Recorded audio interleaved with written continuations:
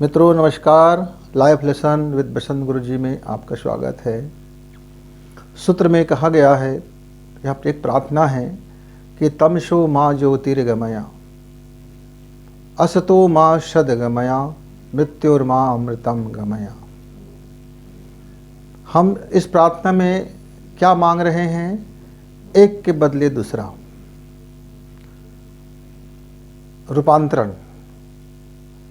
रूपांतरण कर रहे हैं। यदि हम असत में हैं तो हम सद में रूपांतरित हो जाएं। एक बीज है। हमारा जीवन काल यदि अंधेरा में है तो हम प्रकाश में रूपांतरित हो जाएं। तमशो माँ ज्योतिर्गमया, यानी जो कुछ अंधेरा में हमें समझ नहीं आता, अंधकार हमें डराता रहता है और हम अपने इस जीवन के बाबत न जाने क्या क्या सोचते रहते हैं, और उस सोचने के कारण एक बीज पड़ जाता है और हम वैसे की वैसे ही बनते चले जाते हैं। क्योंकि यह सोच एक बीज होता है, विचार एक बीज होता है, दिमाग उसको उपजा देता है और यह प्रकृति उसको फैला देती है। आप जो बोते जाते हो वो आपको मिलता चला जाता है और आप वैसे ही बनते चले जाते हो। अब यदि आप अंधेरे में कुछ चीज़ बोओगे तो पता नहीं क्या क्या बो जाओगे, और यदि आप उजाले में, प्रकाश में भली भांति देख करके बीज को चयन करके यदि आप उस बीज को बो दोगे, उस प्रार्थना को आप, विचार के प्रार्थना को, डिजाइन को आप बो दोगे, तो फिर वह आपका मनचाहा चीज़ आपको मिलेगा। अब बोते समय यदि आपको यह बात की पक्का है कि यह आम का बीज है तो फिर उस बीज से आम ही निकलेगा। बोते समय यदि आपको यह बात पक्का है कि यह चंदन का बीज है तो वह फिर चंदन ही बनेगा। बोते समय यदि आपको यह बात पक्का है कि यह बीज फलाने का है, लेकिन मित्र यदि आप अंधेरे में और धोखे से यदि आप कोई बीज को बोते जा रहे हो, ऊपर से लिखा हुआ है, लेबल है, चंदन का लेबल है, आप चंदन समझ गए और आपने बो दिया, मालूम हो रहा है वो बबूल है, मालूम हो रहा है कि वो विषैला चीज़ है, और न जाने ऐसे हम कितने बीज बोते रहते हैं अपने जीवन काल में। और उस सारे बीज को जब उग के आ जाता है, पूरे कटीले हो जाता है हमारा आंगन, घर द्वार और जीवन, और छीतू से हम भर जाते हैं और इस कांटा जहाँ तहाँ चुभने लगता है। जीवन एक बस कष्टमय हो लगने लगता है, दुख से भरा हुआ लगता है, पीड़ा से हम भरे हुए लगते हैं। यद्यपि हम दिखते तो बड़े अच्छे हैं, यद्यपि हमारे पास धन भी होता है, यद्यपि हम मशीन युग में जी रहे हैं तो समानता का युग भी है, और हम जो चाहें चुटके बजाते हैं, हम धन संपदा से इस संसार में अपने लिए कुछ भी खोज सकते हैं, खोजा जा सकता है बस। पर आप अंधेरे में यदि कोई चीज़ बोते रहेंगे मित्र, तो वह बीज वह बनेगा, वृक्ष बनेगा और अपना फल देगा, और फिर वृक्ष फल देगा और फिर बीज बनेगा, और वह जो एक बीज आप बोए थे अब 1000 बीज बन गया, और 1000 बीज अब लाखों और करोड़ों बीज बन गए। आप पहले एक बीज था, यदि आप उस समय एक बीज को आप खोद दिए होते और जिस समय वह बीज निकलने लगा था उसी समय आप उसको निर्मूल कर दिए होते तो आपका यह जंगल नहीं बनता। अब तो यह जंगल कई जंगलों में बदल चुका होता है, एक जन्म से कई जन्म होते हुए। और हमारा यह जो बीज है, जब तक हम एक बीज की तुलना उखाड़ करके दूसरा बीज नहीं लगाएंगे तो फिर हमारा जंगल में दूसरा बीज कैसे बनेगा। मुझे अपने आंगन में एक फूल चाहिए और शानदार फूल चाहिए, तो मुझको पहले अपने आंगन की साफ़ सफाई तो करना पड़ेगा, और यह जानते हुए कि यह कौन सा बीज है, तब मैं उसको आश्चर्यचकित हो जाऊंगा कि हाँ ये पौधा है, ये बीज निकलेगा, इस फूल बनेगा। लेकिन मैं कोई भी अरे गरे नथु खैरे कहीं से भी उठा लिया, कुछ भी उठा लिया और मैं अपने आंगन में उस बीज को बो दिया, तो हो सकता है वह बीज जहरीला हो सकता है वह बीज फूल वाला हो सकता है बीज फल वाला हो सकता है वह बीज बेशरम का हो सकता है वह बीज कुछ भी हो सकता है। तो हो सकता है कि ज़िंदगी में हम जब तक जीते रहेंगे मित्र, तब तक हमारा जीवन हिचकोले खाते रहेंगे, हमारा मन अशांत बने रहेंगे, हमारी पीड़ाएं बनी रहेगी, हमारे दुख तकलीफें बनी रहेगी। महात्मा बुद्ध के पास लोग जाते थे और पूछते थे कि हम आपके शरण में आ जाएं तो क्या हमें आनंद मिलेगा। तो बुद्ध कहते थे, आनंद की चाह है या संसार की चाह है तो मेरे पास क्या करने आ गए हो। कोई पूछते थे कि मैं ये त्याग कर दूंगा, वो त्याग करूंगा, ये करूंगा, वो करूंगा, इसका मुझको क्या लाभ है। तो महात्मा बुद्ध कहते थे, कोई लाभ नहीं है। जहाँ जीवन लाभ से और हानि से परे हो जाएगा वही व्यक्ति मुझ तक पहुँचे। जो व्यक्ति किसी के बदले में कोई चीज़ चाहने लगेगा तब तक वह संसार में है और वह चाह है। वह चाह आज उसको थोड़ी देर के लिए खींच लाया है, फिर कल दूसरा चाह उत्पन्न होगा और उस चाह में वो बदल जाएगा, क्योंकि आपकी चाह बदल सकता है। समय के अधीन है आपकी चाह, समय के सापेक्ष आपकी चाह है, तो बदल जाता है। मित्र, जीवन अध्यात्म हो या संसार हो, जैसा आप चाह रखते हैं, जैसे आप संकल्प करते हैं और आप जो अपने विचारों का बीज बोते हैं, आपका जीवन वैसा ही होता हुआ चला जाता है। आदमी आज धर्म में आते हैं तो इसलिए नहीं आते हैं कि वह धार्मिक होना चाहता है।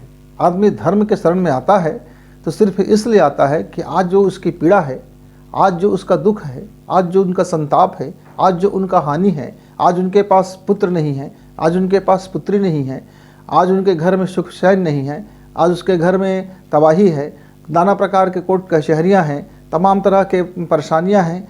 तो इस परेशानियों का कोई शॉर्टकट हल, कोई थोड़े से हल कि मैं किसी के सामने झुक जाऊं और कोई मुझे आशीर्वाद में मेरे सारा कष्ट हर ले, मैं थोड़ी सी माला जप लूँ और इसके बदले में ईश्वर मेरी यह सारा जो जंगल मैंने उगा रखा है, जंगल के ऊपर जंगल, जंगल के ऊपर जंगल, न जाने कितने मुखौटे मैंने पहन रखा है और मेरी सारी कितनी तकलीफ़ें अभी बचा है और चल रहा है, वो सब के सब एक बार में ही, एक झटके में छोटा सा एक मैं कर दूं और वो ठीक हो जाए। ऐसा वाहियात मनोकामना लेकर के जब आदमी आता है तो उसके जीवन में फिर वाहियात घटना ही घटती है। चाह उसका दुख का पहला कारण होता है। चाहे आपकी आनंद की चाह हो, चाहे शांति की चाह हो, चाहे जीवन की चाह हो। चाह मतलब क्या है? आप मृत्यु से भागते हैं तो आप अमृत की चाह करते हैं। क्यों अमृत की चाह करते हैं? क्या इस शरीर को आप जिंदा रखना चाहते हैं करोड़ों वर्ष? क्या मन को करोड़ों वर्ष जिंदा रखना चाहते हैं? आखिर आप किसको जिंदा रखना चाहते हैं? कभी आपने सोचा है? यह जो चाह है आपका अमृत का, आखिर ये अमृत किस काम का है आपका? कहीं अमृत आपके लिए अभिशाप न बन जाए। सड़ा गला जिंदगी लेकर के 1000 साल तक जीते रहोगे मित्र, भला उस जिंदगी क्या मायने होगा? चलो आपके शरीर को कोई रसायन मिल गया और वह रसायन से आप जिंदा रहे, आप मरे नहीं, लेकिन कोशिकाएं निरंतर मरती रहती हैं और नई कोशिकाएं देती रहती है। और यह शरीर का अपना एक जीवन काल होता है, हड्डियों का जीवन काल होता है। चाहे कैल्शियम हो, आयरन हो, या फिर आपका निकिल हो, आपका सोना हो, चांदी हो, तांबा हो, कुछ भी है, ये जितने भी धातुएं हैं या अधातुएं हैं या रासायनिक केमिकल से रासायनिक पदार्थ है, ये सब पदार्थ का अपना एक जीवन काल होता है। आप भौतिक विज्ञानी से ज़रा आप बैठ करके आप समझ लीजिए, ये इसका एक अपना एक निर्धारण होता है, एक जीवन काल होता है। आप तनिक विचार कीजिए, चाहे हम धार्मिक जीवन जिए या सांसारिक जीवन जिए, जीवन मुकम्मल जिए। जीवन को देख तो लीजिए कि आप जो जी रहे हैं कहीं उम्र काटने के जैसा तो नहीं है, कि ऐसा तो नहीं है कि आप जीवन को ही काट रहे हैं। और आपका जो सांसारिक जीवन है, सांसारिक जीवन में आप आनंद है, उल्लास है, प्रेम है, करुणा है, दया है, ममता है, ये बहुत सारे ऐसे तत्व हैं जो आपके संसार को खूबसूरत बनाता है। यह खूबसूरती के साथ यदि आप जीवन जीते हैं तो भी आपने धर्म को जी लिया। संसार का मतलब ऐसा नहीं है कि आप ईश्वर के विमुख हैं। ईश्वर ने इस संसार की रचना ही इसलिए किया कि आप अपने जीवन के यह गुलदस्ता को, सतरंगी जीवन को, उसके मूल स्वरूप में जीवन जिए, उसको समझें, समझ करके जीवन जिए। और समझते ही वह एक ऊर्जा है जो रूपांतरित हो जाता है हमारे जीवन में।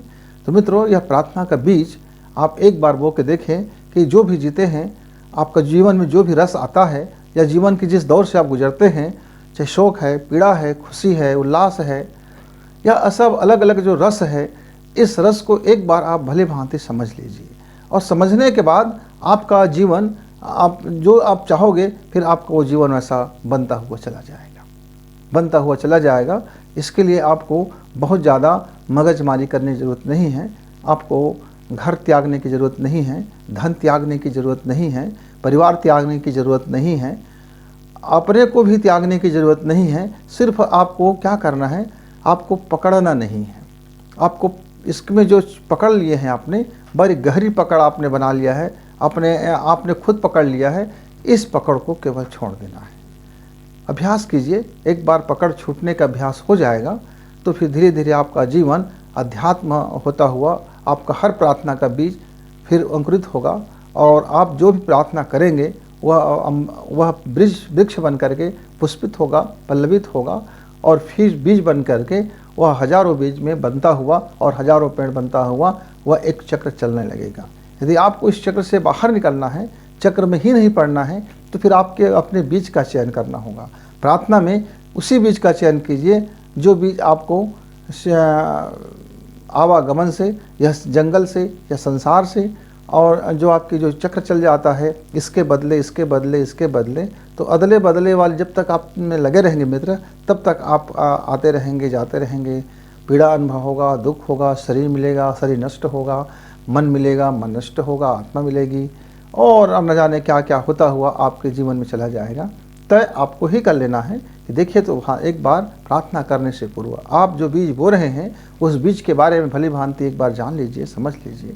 और करना क्या है आपको, बहुत सिंपल सी है, बहुत साधारण सी बातें हैं कि आप आंख बंद करके आप सुखासन में बैठ जाइए, आंख बंद कर लीजिए। पहले आप सांसों को देखिए, सांसों का आवागमन को समझिए। जब सांस आपका आता है जाता है वो सांस आपको समझ में आ जाए तो फिर मन के बाबत को देखिए, मन के पीछे लग जाइए, मन को समझिए, मन का गुण को समझिए, मन का चरित्र को समझिए, मन की चाल को समझिए, मन की पावर को समझिए, मन कैसे कार्य करता है उसको समझिए, मन में कैसे बीज बनते हैं उसको समझ लीजिए, मन अपने इशारे पे हमें कैसे नचाया चाहे फिरता है उसको भी समझ लीजिए। जब मन आपको समझ में आ जाए फिर आप चित्त को समझिए। जैसे चित्त का भी अपना एक चित्त जहाँ बीज बनता है, उर्वरा भूमि है, यह चित्त हमारे किस तरह से कार्य करता है, ये चित्त हमें कहाँ कहाँ भटकाते फिरता है, ये चित्त हमें किस तरह से हमारे बुद्धि और हमारे मन के क्षेत्र में वर्चस्व बनाए रखता है, इसको देखिए, बारी बारी देखते रहिए। फिर बुद्धि देखिए, आपके अंदर में कितनी मेमोरी है, कितनी पावर है, आपका मस्तिष्क पावर कितनी ज़बरदस्त है, आपके मस्तिष्क या जो ब्रह्मांड की जो चेतना है आपके अंदर में, या मस्तिष्क का जो पावर है, आप कितने मस्तिष्क का उपयोग कर रहे हैं, या बुद्धि का क्षेत्र है, इस बुद्धि के क्षेत्र में आप क्या क्या करते रहते हैं, इस सारी बुद्धि को समझ लीजिए। जब आपका बुद्धि का समझ आ जाए तो फिर आप अपने अंतः चेतना को समझिए। अब जब अंतः चेतना समझ में आ जाए तब आप हृदय प्रदेश में आप प्रवेश कीजिए। तब फिर आपके लिए हृदय का वह क्षेत्र खुल जाएगा जो बिना दरवाजे के आप प्रवेश कर सकते हो। यह एक ऐसा हृदय क्षेत्र है जहाँ रक्त मांस का कोई हार्ट नहीं है, कोई ऐसा दिल लगी वाली बात नहीं है, और कोई जो हम लोग बोलचाल में बोलते हैं दिल वाली बात बोलते हैं, ये नहीं है। ये हृदय वह विराट ईश्वर का या पूरे प्रकृति का ये एक ब्लैक होल से भी और ज़बरदस्त और बहुत बड़ा ब्रह्मांडी ऊर्जा चेतना क्षेत्र होता है। यह ब्रह्मांड का ऊर्जा का जो क्षेत्र होता है बहुत शक्तिशाली होता है मित्र। आप उस एक बार हृदय क्षेत्र में जब प्रवेश करेंगे तो फिर आपका जो प्रार्थना आपने किए हैं जन्म जन्मांतरों से, जो आपका प्रार्थना के बीज जो बन गए हैं, जो आपने बीज बोया है, आप उसे देख सकते हैं। और आप फिर देख सकने के बाद आप एक किसान की भांति आप उसकी कटाई छटाई भी कर सकते हैं, उपयोगी और निरुपयोगी को भी देख सकते हैं। या तो फिर आप पूरा का पूरा उससे मुक्त होना चाहेंगे तो मुक्त भी हो सकते हैं, या उसमें आप चयन कर सकते हैं कि आपका भविष्य का ज़िंदगी यानी आने वाला समय में आप कौन सा बीज को लेकर के, आप कौन सा जंगल को लेकर के आप चलेंगे। तो जीवन तो वैसे ही हो जाता है जैसा आप चाहते हैं। आप जैसा अपनी थॉट को रखते हैं, जैसा आप अपने सांसों को रखते हैं, जैसा आप अपने मन की गति को रखते हैं, जैसा आप अपने बुद्धि में रखते हैं, जैसे आप अपना अंतःस्थल में, जैसे आप हृदय में अपनी चीज़ें संजो देते हैं और वहाँ जो बीज बन जाता है वह बीज फल बन करके पुष्पित होकर के आपके जीवन में प्रकट हो जाता है मित्र। तो आज का हम ये बात को ज़रा समझें और देखें कि अपना जीवन कल से कैसा हो, कल से कैसा